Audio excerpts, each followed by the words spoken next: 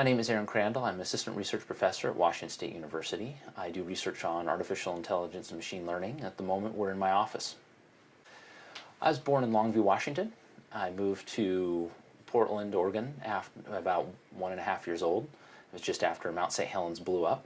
My earliest memories of science and science programs was all the way back in elementary school, where I really enjoyed electronics, electricity, and the other just experiments we did as kids, as well as computers and working with the Apple IIes we used in the labs back in the day.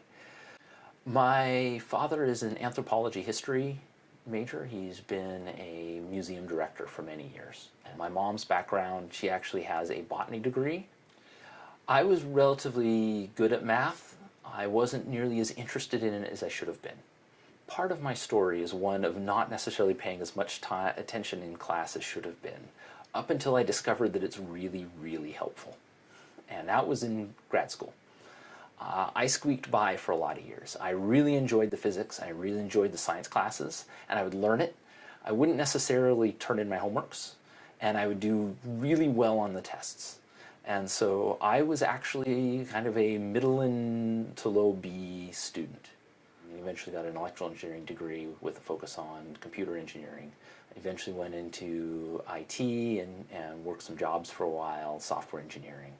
But then got really enthusiastic about artificial intelligence and machine learning while at Oregon Health and Science University, and pursued a master's degree in the area. I wanted to make computers do more than what are considered basic operations. It's not just coding, it's getting it to think.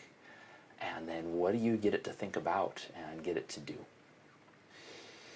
So on a day-to-day basis, my work really does have to do with deploying the technology, as well as being the go-to person when the researchers have questions about how they're going to use the data and the platform to drive their research. And so I get involved in their research from the how does it work, what does the data really tell us, what can we deploy or not deploy to help the latest models operate. The thing is, that actually goes to the loco.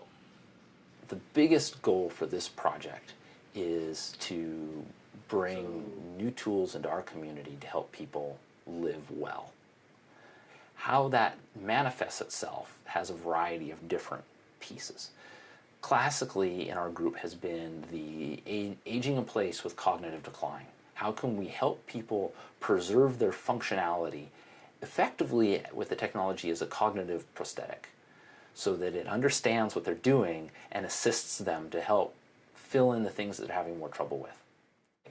I'd like this technology in people's homes. I'd like it in their lives in a way that supports them, helps them.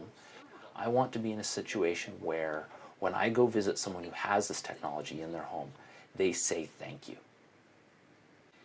If you haven't done incredibly well, but there's something you're really excited about, get excited about it.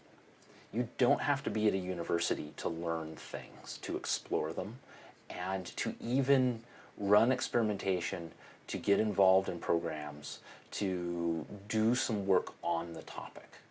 Once you've done that, contact faculty. Faculty love to hear from people who are excited about the same things they're excited about. And if you find them and say, hi, I love it, I've done these things to explore it, I know about this, I've read these books, my grades aren't necessarily stellar, but I really want to get involved. It's not so much about, hey, let's teach a bunch of people on the topic. It's about, let's get the few who love it and are going to excel at it.